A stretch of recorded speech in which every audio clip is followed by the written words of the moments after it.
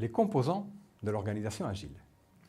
Venons-en maintenant au cœur de ce qu'on appelle une organisation agile en étudiant ses différentes composants. Ils sont au nombre de 3. Au cœur de tout cela, il y a ce qu'on appelle les escadrons, en anglais, les squads. Ce sont des petites équipes qui font effectivement le travail. Ces escadrons sont regroupés dans ce qu'on appelle des tribus.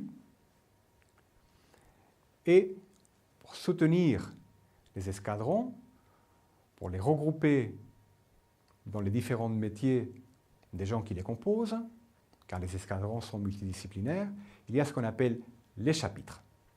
Étudions en détail ces 3 composantes, puis à la fin, nous verrons qu'il y a aussi éventuellement une 4e.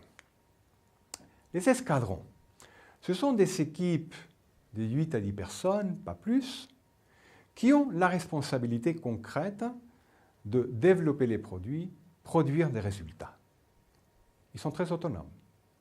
Ils prennent leurs propres décisions sur comment atteindre les buts fixés.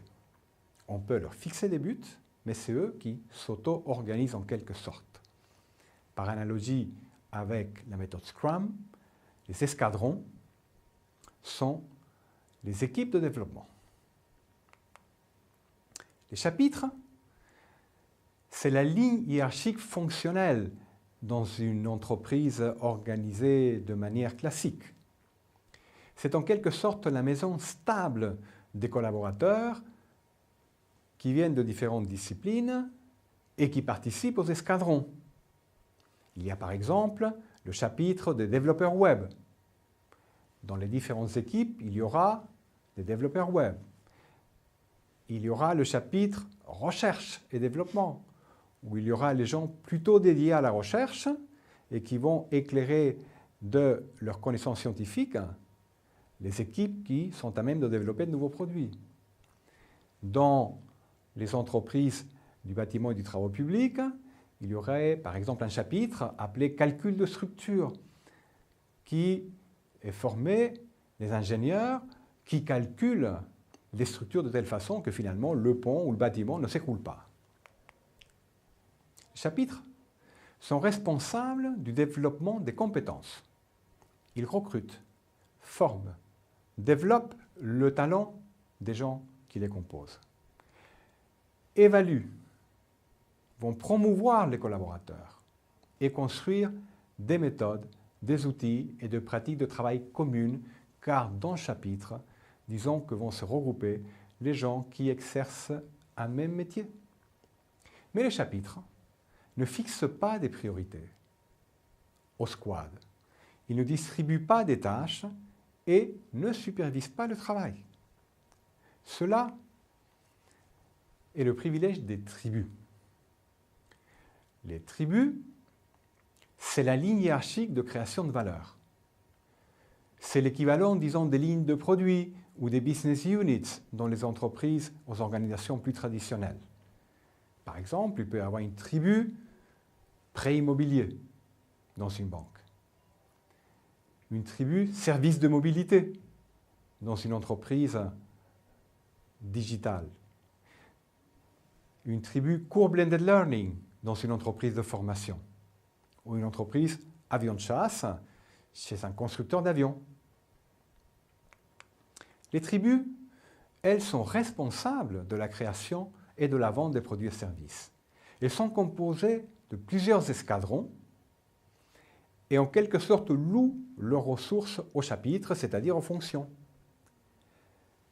Mais c'est les chefs des tribus qui vont fixer les priorités et les objectifs aux escadrons et mettre en ordre de marche toutes les ressources fonctionnelles qui leur sont allouées afin de développer les produits et les services. Finalement, on peut aussi distinguer un 4e composant d'une organisation agile, c'est la communauté de pratique. Une communauté de pratique, c'est un groupe de personnes liées par une pratique commune. C'est ça le lien. Mais cette pratique doit être récurrente et stable dans le temps. C'est souvent les gens qui exercent le même métier, mais pas seulement. C'est pourquoi ça ne peut pas être seulement les chapitres dans une organisation agile. Les communautés, elles se développent plus ou moins spontanément. Autour de quoi? Autour de ce qui est important pour les participants. Mais c'est les participants eux-mêmes qui disent ce qui est important pour eux.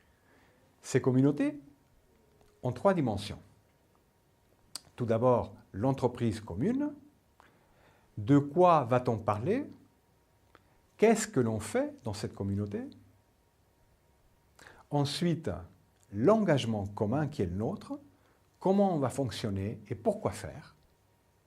Et finalement, notre répertoire partagé, c'est-à-dire ce que l'on produit ensemble, des procédures, un jargon professionnel, des pratiques de travail améliorées, des artefacts de toutes sortes, etc., qui vont nous servir à développer nos compétences, compétences qui vont être ensuite utilisées dans les tribus et plus précisément dans les escadrons.